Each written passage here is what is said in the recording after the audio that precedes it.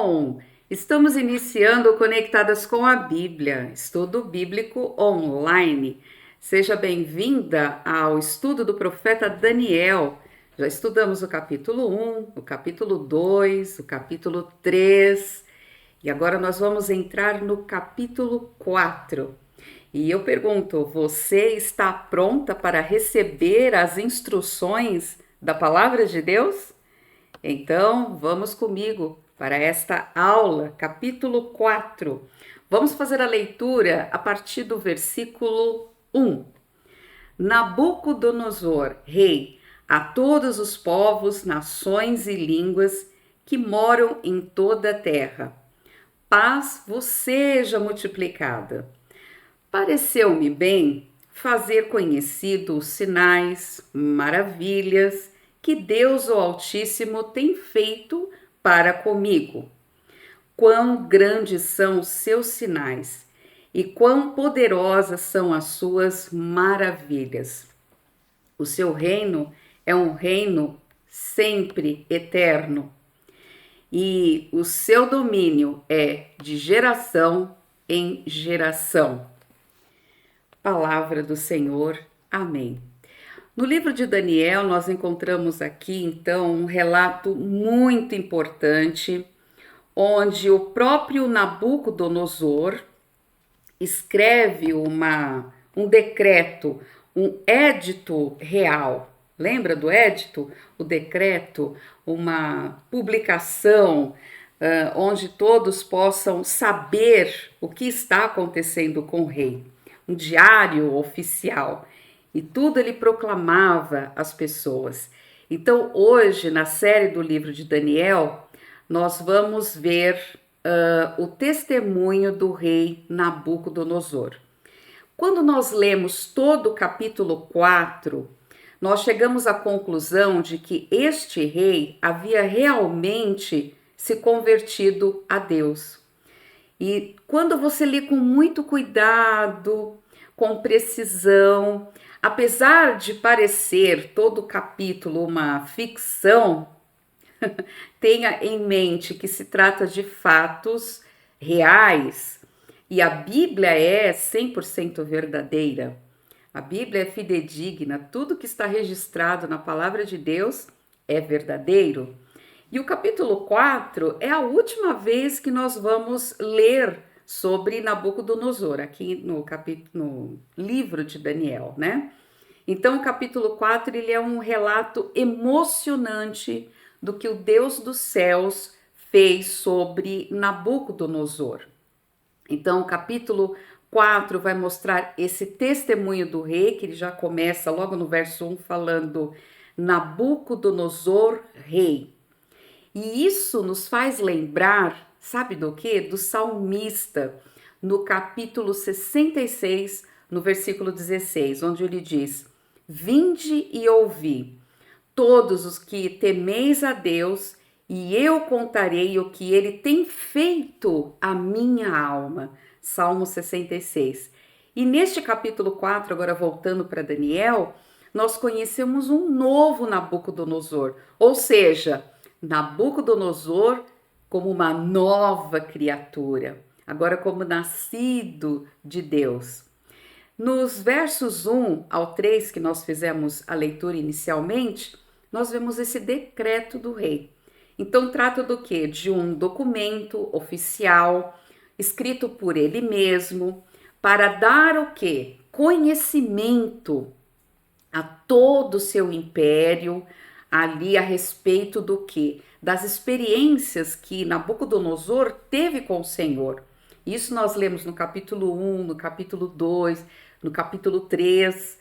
E agora a gente vai ver que esse decreto deveria ser fixado em lugares públicos ou lido conforme o costume da época ali na Babilônia. Então, todo decreto, ele tinha um propósito, ele tinha uma finalidade.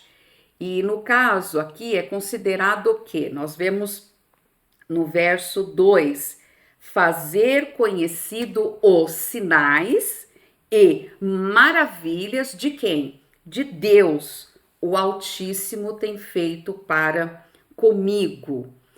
Nós vimos também que ele chama Deus Altíssimo, então ele está reconhecendo aqui o que Deus fez para agora na vida dele, através desse remanescente que estava ali na Babilônia, que era Daniel, Ananias, Misael e Azarias.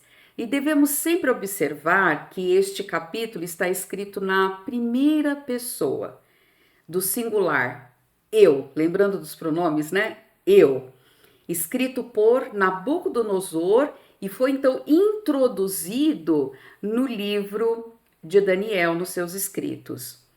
Então, antes, né, nos outros capítulos, a gente encontra quem? Nabucodonosor como um homem vestido de orgulho, altivez, arrogância, insolência. Isso me faz lembrar as cartas de Paulo instruindo Timóteo, 2 Timóteo, capítulo 3, nos versos 2 ao 5. Ele vai instruir Timóteo a dizer assim, ó: porque haverá homens amantes de si mesmo, ou seja, avarentos, presunçosos, soberbos, blasfemos, desobedientes a pais e mães, ingratos, profanos, sem afeto natural, irreconciliáveis, caluniadores, intemperantes, cruéis, sem amor para com os bons, traiçoeiros, obstinados, orgulhosos, que lista, hein? Até cansa ler. Mais amigos dos deleites do que amigos de Deus. Eles têm até uma aparência de piedade, santidade, vamos dizer assim, mas eles negam a eficácia da piedade.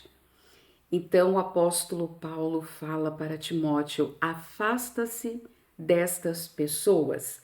2 Timóteo 3, 2, 5, anote aí.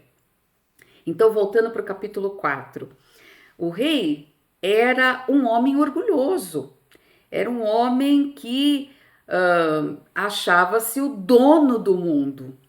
Ele mandava e ele decidia quem viveria ou quem morreria. Agora, no capítulo 4, nós encontramos um homem despido da sua soberba, orgulho e presunção.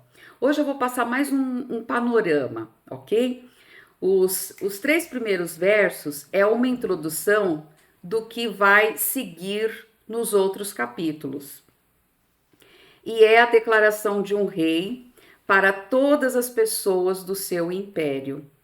E aí nós vamos ver aqui, ó, que é um dos poucos documentos que nós encontramos na Bíblia.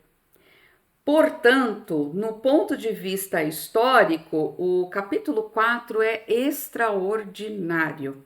Você já leu? Então, leia ele inteiro. Leia, releia. Parece ficção, mas não é. É real. Tudo que tem na Bíblia é 100% verdadeiro. E essa declaração inicial identifica o autor e as pessoas de quem esse documento é endereçado. E ele tem todas essas características de um decreto real. Muito bom. Então, a gente observa o quê? Um estilo arrogante na frase de Nabucodonosor, ele como um rei, né, no versículo 1. E agora nós vemos que Deus salva um homem. E o que acontece quando o novo convertido é salvo? Ele se torna uma testemunha, não é? E quando você vê que uma pessoa que nasceu de novo não testemunha, então tem alguma coisa estranha aí, não é? Então, o que a gente pode entender? Que toda vez que você experimenta um novo nascimento com Deus, muito obrigada, você tem a alegria de correr e contar para as pessoas. Você quer dizer para o mundo: eu conheci a Jesus. E quando eu estava lendo o capítulo 4, eu lembrei da minha conversão, como tudo aconteceu. E as pessoas que logo no início da minha conversão, o Senhor aproximava, para que a gente tivesse mais esse contato, essa intimidade. E o que que aconteceu também? Eu queria entender melhor as escrituras. E aí vem o meu irmão, o Paulo Sérgio, e ele falou: Patrícia, por que que você não faz o curso com o professor Davi Correia? Na época eu fazia a PEC, um treinamento para evangelizar crianças, que era o meu chamado, mas eu precisava de algo mais, eu precisava me aprofundar nas escrituras. E aí foi a melhor coisa, eu falei, era isso que eu estava procurando, né? E hoje nós estamos aqui e nesse foco de multiplicar. A palavra de Deus não pode parar. Temos que espalhar as boas notícias. E Nabucodonosor, aqui no capítulo 4, ele quis fazer exatamente isso. Ele quis gritar para o mundo: eu conheci o Deus Altíssimo, olha, eu quero que todos vocês saibam o que Deus fez na minha vida. Pensa num rei tão orgulhoso e agora ele todo humilde, testemunhando, apontando o Deus dos céus. Glória a Deus, não é? Então, o Filho de Deus, ele deve comunicar a mensagem do Evangelho, da salvação, para os pobres pecadores perdidos. Nabucodonosor podia ser um homem revestido de todo poder, de toda riqueza, mas uma coisa, ele era pobre. Ele era pobre de espírito antes de conhecer o Deus Altíssimo, o Deus de Daniel, de Misael, Ananias e Azarias. Ele era pobre.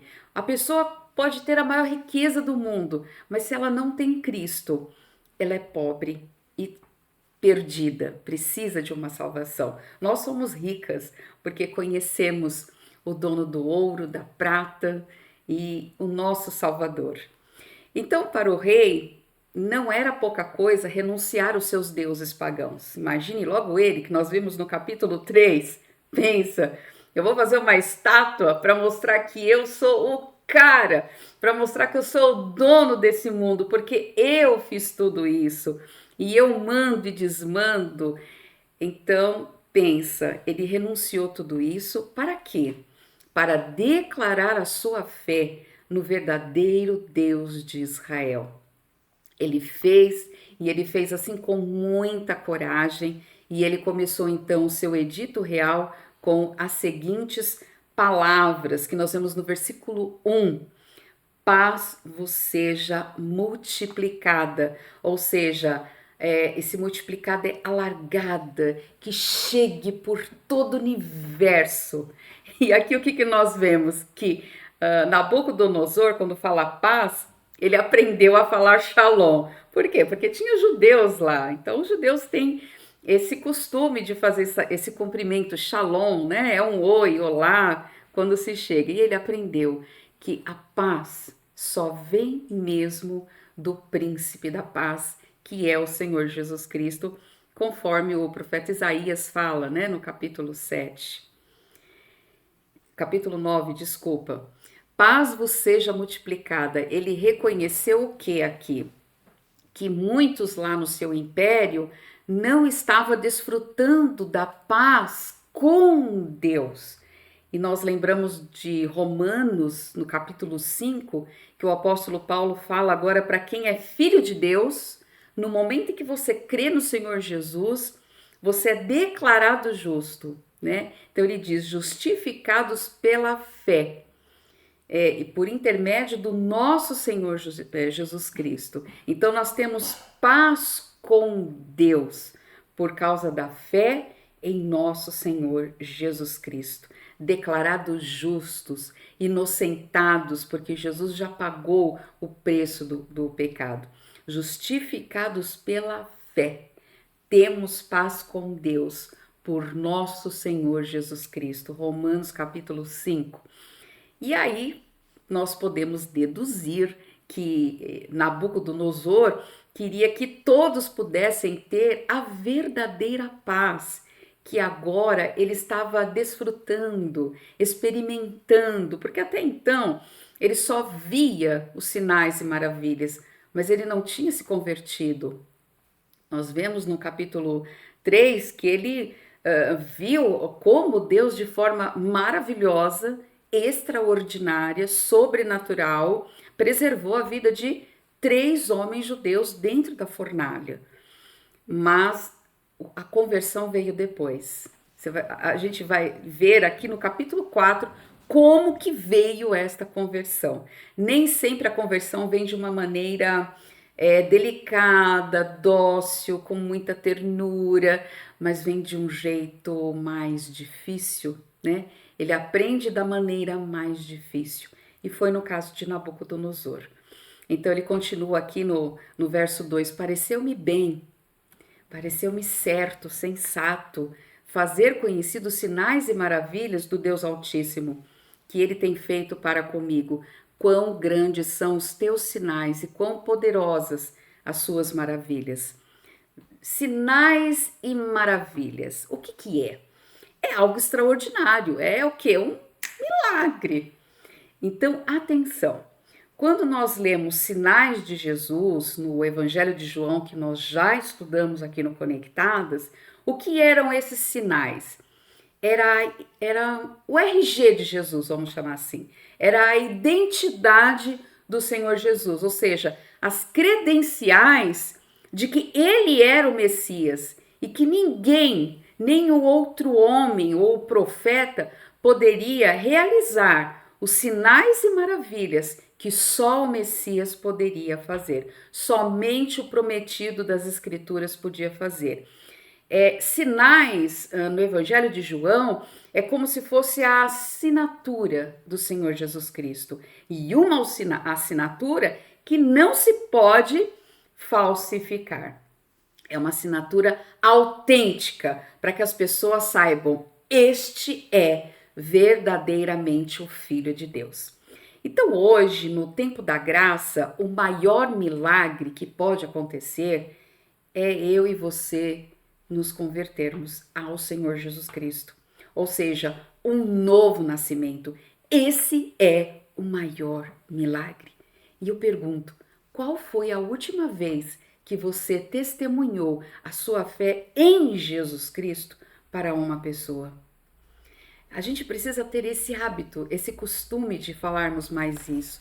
E isso nos alegra, edifica a nós que somos do povo de Deus e pode alcançar as outras vidas. Vamos lembrar que testemunhar é tão somente apontar a pessoa do Senhor Jesus Cristo. E é para isso que nós estamos aqui.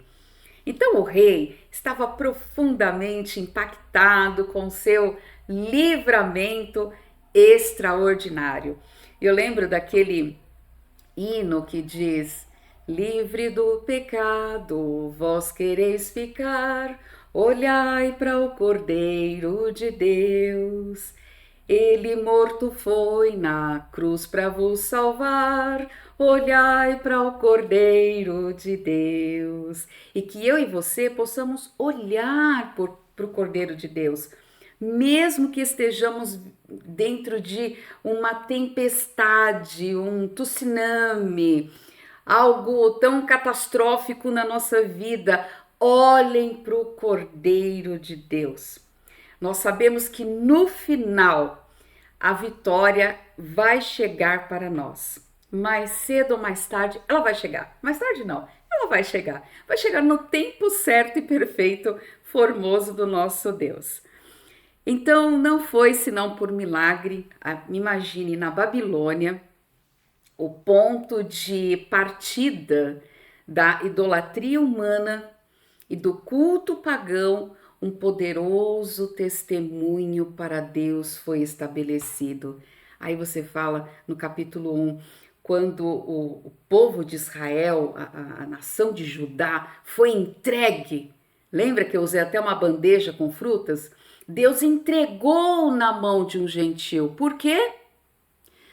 Para mostrar: Israel, você não me deu ouvido, agora vai cair juízo sobre vocês e vocês vão ficar debaixo do juízo dos gentios. E é o que acontece até hoje.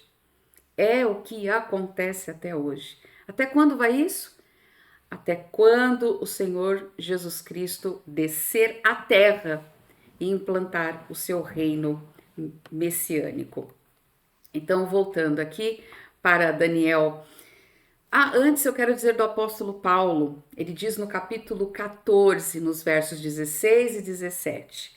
Ele diz: o qual nos tempos passados ele deixou andar todas as nações em seus próprios caminhos.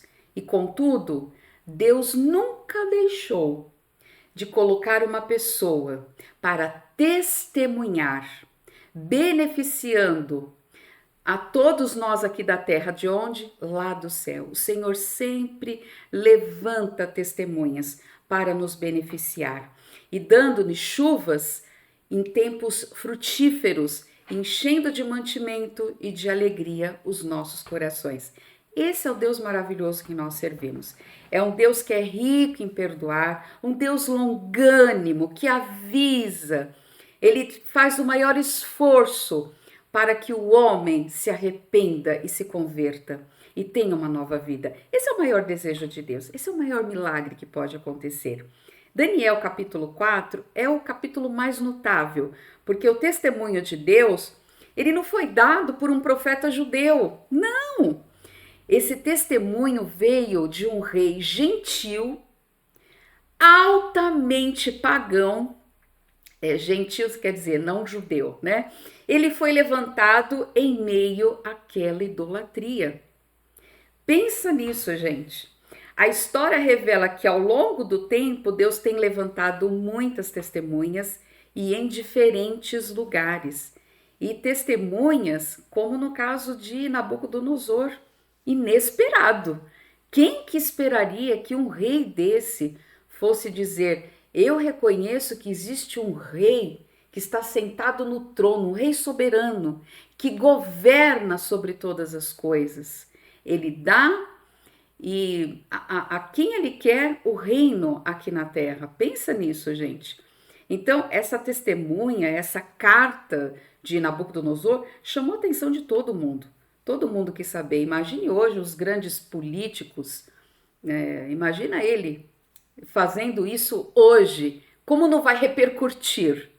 Vão dizer, realmente, de fato, essa pessoa creu no Senhor Jesus e teve um encontro real com Cristo. Então, o que a gente observa? Que Israel, como nação, ela falhou no seu testemunho, adorando outros deuses, virando as costas literalmente para o Deus vivo. Mas nós sabemos que futuramente, através dos profetas, Israel, como nação, Deus garante que essa nação vai dar o testemunho, vai ter um reviravolta. E aí sim, Israel vai testemunhar para todas as nações. E durante o cativeiro de Israel, Deus enviou do palácio imperial na Babilônia, por decreto do rei Nabucodonosor, capítulo 4, um testemunho glorioso, digo brilhante, da soberania e da graça salvadora do nosso Deus. E nós que somos salvas, somos desafiadas a testemunhar fielmente a respeito daquele que nos salvou. Todos nós podemos aprender essa lição preciosa com Nabucodonosor, que expressou, não se envergonhou publicamente a sua gratidão pela salvação que Deus lhe dera. E lembrando de Romanos, porque não me envergonho do evangelho, que é o poder de Deus para a salvação de todo aquele que crê, primeiro do judeu e também do gentil, Romanos 1,16. Nabucodonosor, rei a todos os povos. Verso 1, o seu edito teve um alcance universal e o rei conta a sua salvação para os quatro ventos, né? Para o mundo inteiro, para os quatro cantos do mundo. Então, o caráter desse edito real foi mostrar o quê? Agora, no lugar da soberba, agora a sua humildade em confessar que ele estava subordinado a Deus de um reino soberano e que pede conta aos governantes. E isso vale para os governantes de hoje também. Mas na época da experiência de Nabuco, deveria ter acontecido no ano de 570 a.C., ou seja, olha como tem tempo aqui de capítulo para um outro.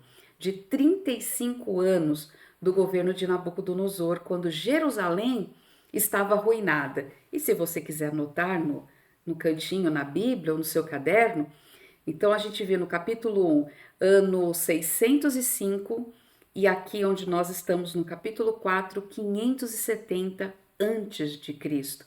Olha quanto tempo. E Daniel deveria ter aqui aproximadamente a minha idade, 50 anos.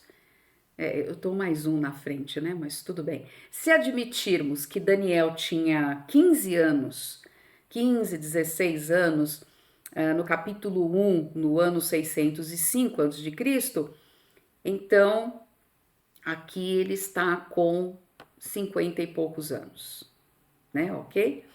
Então o rei estava descansando no seu palácio, em meio ao luxo. Então você imagina toda aquela arrogância que ele tinha em relação às nações mais frágeis que ele havia conquistado, quantas conquistas ele teve, né? Quantas vitórias ele teve.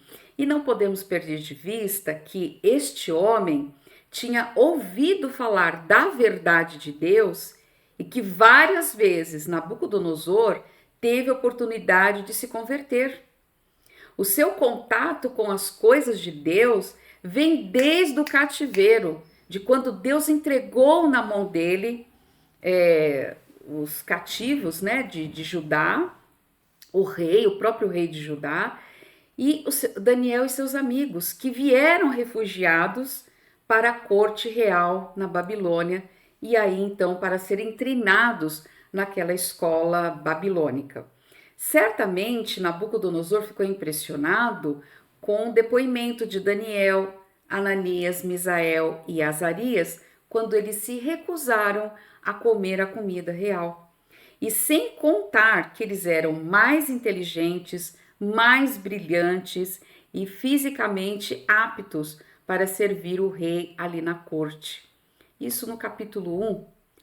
E no capítulo 2, ele viu Deus agir na vida agora de quem? De Daniel. Quando Daniel interpretou o sonho, deu significado no capítulo 2 e previu todo o curso da história do tempo dos gentios. Já pensou nisso? Então essa estátua, essa imagem, significa o quê? É a imagem do mundo que está sendo, né, governada pelos gentios. E só vai terminar quando Jesus, que é a pedra, esmiuçar todos esses impérios. Ele viu tudo isso. Ele viu toda a história, todo o curso da história do tempo dos gentios. E no capítulo 3, então, ele foi testemunha ocular da manifestação de Sadraque, Mesaque e Abednego, os 3 amigos judeus de Daniel na fornalha de fogo ardente, e viu o quarto homem com a aparência de filho de Deus, que foi o próprio Senhor Jesus Cristo, ali dentro daquela fornalha. Então, todos esses motivos devem ter sido impressionante demais para o rei Nabucodonosor, e agora o leva a reconhecer verbalmente o Deus de Israel. Ele falou: os meus dias estão se acabando, eu não posso morrer sem antes deixar esta carta aberta e que seja lida por todo mundo. Mas mesmo ele vendo todas essas coisas que nós citamos no capítulo 1, 2 e 3, ele viu, ele ouviu, mas o seu coração não tinha mudado. E o capítulo 4 a própria carta dele, o próprio relato, testemunho, depoimento, vai nos mostrar que a conversão veio depois. Então, Nabucodonosor era um crente antes professo, né? Ele possivelmente, como alguns que hoje frequentam as igrejas, ouvem a palavra de Deus, mas não querem entregar o quê? A sua vida, a sua vontade orgulhosa, caprichosa a Deus. Não há renúncia. Muitas pessoas podem até ouvir a palavra de Deus, mas ainda não nasceram de novo. E aqui no caso Nabucodonosor se converte depois. Apesar de todos os bens e as riquezas que ele possuía, lembra? Ele era pobre de espírito. Assim como a igreja de Laodiceia, descrita lá em Apocalipse capítulo 3. Como dizes, rico sou, estou enriquecido e nada tenho falta. E não sabes que és um desgraçado, miserável, pobre, cego e nu. Enquanto o rei estava na sua cama, cercado por todo o seu luxo, ele se tornou consciente da sua miséria e da sua pobreza. Ele não encontrava paz quando encostava sua cabeça no travesseiro. Antes do sonho, ele dizia, estava descansando. Eu, Nabucodonosor, estava sossegado, descansando em minha casa, próspero no meu palácio. Então, antes do sonho que ele teve, outro sonho, né? Ele teve no capítulo 2 e agora aqui no capítulo 4, que ele relata, ele estava descansando. Vamos chamar de um falso descanso, uma falsa segurança, porque ele não tinha paz. Esta paz que eu sinto em minha alma, não é porque tudo me vai bem, porque eu olho ao meu redor, mas é porque eu olho para o meu Salvador. E ele estava prestes a ter essa experiência. O que é esta paz? Você já desfruta dessa paz com Deus? O sonho, o Senhor envia para ele e através de uma visão. E para que o Senhor faz isso com Nabucodonosor? Aqui no tempo do Antigo Testamento, antes da cruz, para despertá-lo da sua falsa segurança. Quantas pessoas caminham numa falsa esperança, falsa paz. E aí então ele expediu esse decreto para que todos os sábios fossem imediatamente introduzidos à sua presença para dar uma interpretação do sonho. O rei sonhou, mas desta vez ele contou o que ele tinha visto no seu sonho. Isso a gente acompanha nos versos 6 e 7 do capítulo 4. Aí eu pergunto, será que ele tinha esquecido dos acontecimentos anteriores, lá do capítulo 2? Se estes sábios da Babilônia não foram capazes de dar o significado do sonho anterior, que dirá este sonho? Então por que o rei insiste no erro? Chama logo Daniel e resolve o assunto. Mas os homens haviam falhado anteriormente? Falhou. E ele sabia disso. E isso é típico, sabe de quem? De todos nós. Todas as pessoas, quando encontram numa situação de help, I need somebody, existe alguém para me ajudar, ela vai procurar as pessoas e muitas vezes procura a pessoa errada, que vai dar conselhos que não tem nada a ver com o nosso contexto de vida cristã.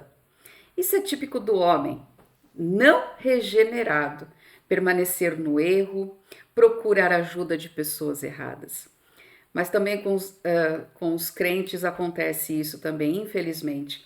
Então, esses homens, os sábios ali no capítulo 4, eles não tiveram poder para conhecer o primeiro sonho e também não poderiam ter essa capacidade de interpretar o segundo sonho, mesmo que ele contasse. E que história apropriada para os nossos tempos, vocês não acham? Quando as pessoas estão com problemas, com medo, insegurança, ela vai para a pessoa errada, já não deu certo da primeira vez e ela continua procurando aquela pessoa e não corre para a palavra de Deus. E o conselho que eu dou, surgiu algum problema, corra para a Bíblia, vá para as Escrituras. É aqui que nós encontramos os conselhos para a nossa vida. Isaías fala, né, que o nome do Senhor é maravilhoso, Deus forte, Pai da eternidade, Príncipe da paz. Ele é um Deus conselheiro. Nós temos conselhos na palavra de Deus. Busque a palavra de Deus em primeiro lugar, ou um verdadeiro servo que possa te conduzir para a palavra de Deus. Então, a natureza humana, ela permanece sem mudar. E o rei continua aqui o seu testemunho, e por fim, depois de correr primeiro para os sábios não ter o resultado, aí ele vai para Daniel, porque eles não puderam dar a interpretação. No verso 8, ele fala: Mas por fim entrou na minha presença Daniel. E o salmista diz: É melhor confiar no Senhor do que confiar no homem. E Daniel era um homem de Deus.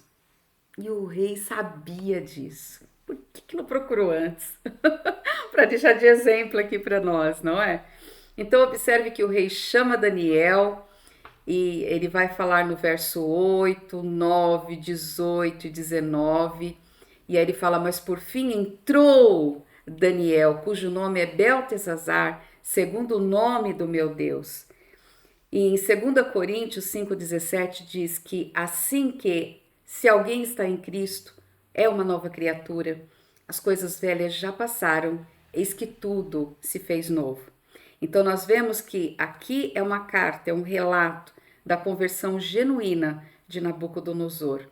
Trata do seu conhecimento vivencial com Deus dos céus. E este próprio conhecimento é a vida eterna. Você já conhece a vida eterna? O que é a vida eterna? João, capítulo 17, que é a oração do Senhor Jesus Cristo, no verso 3, tem a definição. Ela vai dizer o significado. A vida eterna é que as pessoas conheçam o Senhor. A vida eterna é essa, que conheçam a Ti, que foi Deus quem enviou o Senhor Jesus Cristo. Então, lembre da definição, vida eterna, João 17, verso 3. A gente tem que identificar, sabe o que? O nosso nível espiritual. E Nabucodonosor estava vendo isso. Ele falou: não, eu preciso proclamar, né? Então nós encontramos o quê? Passando esse panorama, e só temos 10 minutos. A essência do sonho do rei vai estar dos versos 10 ao 16, que é onde ele conta agora para Daniel, porque Daniel entrou na sala na presença do rei. Eis, pois, as visões da minha cabeça, estando eu na minha cama, eu estava assim olhando, eu vi uma árvore no meio da terra, cuja altura era muito grande. Então, a gente vê que ele aprendeu da maneira difícil, ele teve essa segunda visão, e o propósito foi disciplinar, já que ele não estava dando ouvidos, vendo esses sinais e maravilhas de Deus, então Deus viria com uma disciplina. E aí é anunciada por um vigilante, e o versículo 17, marque, anote, esse versículo é muito importante. Qual a finalidade? A fim de que conheçam os viventes que o Altíssimo, Deus, tem domínio sobre o reino dos homens e o dá a quem quer, e até ao mais humilde dos homens constitui sobre eles. Pensa que Deus está no seu trono. Quando a gente lê o Salmo 110, a gente vê o que? É um salmo profético que fala de Deus Pai e Deus Filho conversando no trono. Então, depois da ascensão do Senhor Jesus, que ele foi recebido, né, glorificado, recebido na presença do Pai, eles estão observando tudo. Deus não está mudo, não, gente. Às vezes as pessoas falam: onde está Deus? Onde está acontecendo tudo isso? Deus está conversando com Deus Filho, Deus Pai, Deus Filho, e sabe o tempo exato no qual ele vai colocar o seu plano em ordem. Tudo está acontecendo e Deus está acompanhando tudo no seu trono soberano. Ele é o Rei universal e no tempo certo ele vai mostrar quem é o Rei soberano, assim como Nabucodonosor reconheceu quem é o Altíssimo, quem é sobre tudo e sobre todos. Então nós vemos os efeitos sobre Nabucodonosor dos versos 4 e 5, ele confessa que teve um sonho, ele fica espantado como sempre, né? Porque é Deus que dá o sonho para ele. E ele diz: eu estava tranquilo na minha casa, próspero. Esse próspero é florir, né? E a versão King James, desculpa, ela traduziu tranquilo por florescer. Olha que interessante esse florescer. E o Salmo 92 diz que a palavra florescer, ela relata o crescimento do crente em comunhão com o Senhor. E Nabucodonosor florescia com Daniel ali na Babilônia. Olha o porquê que Daniel foi levado cativo. Então, dos versos 6 e 7, a gente vê os efeitos sobre os adivinhos. Eles não fizeram saber a interpretação, mas trouxeram frustração. E dos versos 8 e 9, se você quiser anotar, são os efeitos sobre Daniel, quando ele entra na sala e o rei apela para que Daniel, então, fale o significado do sonho. E Nabucodonosor sabia que Deus havia dado a Daniel um espírito de excelência, de deuses santos, como dizia lá os pagãos, né? Isso a gente encontra no verso 18, capítulo 5, 11, e em Gênesis 41, no versículo 38, também a gente encontra essa expressão, espírito dos deuses santos, né? Quer dizer, uma coisa que vem dos céus, não é daqui entre os humanos. Então, o sonho era um cenário só, a árvore no meio da terra, grande, mas ela estava em movimento. Lembra do movimento da Bar Jeová? A essência do sonho do rei. A árvore grande, alta, forte, o seu topo chegava ao céu, os seus ramos cobriam a terra. Imagina a grandiosidade dessa árvore. O significado universal da árvore é indicado pelo fato de que era visível em toda a terra. Todos viam esta árvore. Havia um sustento para as pessoas no versículo 12, e toda a carne se mantinha dela, todo o sustento vinha dela. Os versos 11 e 12, enquanto essa árvore representava o rei Nabucodonosor e o seu reino na Babilônia, não devemos perder de vista, sabe o quê? O fato de que Daniel é um livro profético e também histórico. A associação primária desta árvore, ela previu o quê? A queda do império de Nabucodonosor na Babilônia. Mas em antecipação profética, essa árvore tem uma dimensão ecumênica, porque todos se mantinham através desta árvore. Então nós vemos o poder gentílico dos últimos dias que Apocalipse retrata e a sua queda final. Sempre Deus vem e fala: agora é a hora que eu vou entrar em ação. E nós temos vários exemplos de árvore na Bíblia. Tem Salmos 1, 3. Antes o seu prazer está na lei do Senhor, e na sua lei medita dia e de noite. Ele será como uma árvore plantada junto às águas, e no seu devido tempo dá o seu fruto, cuja folhagem não murcha. Quantos profetas falam, Abacuque, Jeremias, no livro de Romanos encontramos uma árvore também, em Mateus, Isaías, é que o tempo não nos deixa. Mas eu quero encerrar aqui. Hoje eu coloquei a foto dessa flor. 7 horas da manhã eu fui para o meu jardim e essa florzinha azul me chamou a atenção. Eu falei, mas que coisa mais linda é essa? E eu fui pesquisar sobre ela. Esta flor se chama Glória da Manhã ou Campainha. Ela floriu nesta manhã de 14 de outubro de 2025 no meu jardim e eu lembrei do capítulo 4 de Daniel. Eu falei, Deus, como o Senhor fala lindamente comigo. E aí a gente lembra dessa expressão florescer. As flores possuem um formato afunilado e ele parece realmente uma trombetinha, por isso que ela se chama Glória da Manhã. É como se fosse bom dia e ela precisa do sol. Então ela vai se abrir de manhã e aí ela permite a polinização de beija-flor, borboleta, abelhas e outros insetos e pássaros diurnos. Ela é da mesma família da dama da noite, só que a dama da noite é à noite que ela se abre. Já a glória da manhã se abre de manhã, por isso que ela é conhecida por este nome. Ou campainha, né? Bom dia! É um despertador. Ela abre de manhã e depois ela se fecha no entardecer. Daí o motivo do seu nome, Glória da Manhã.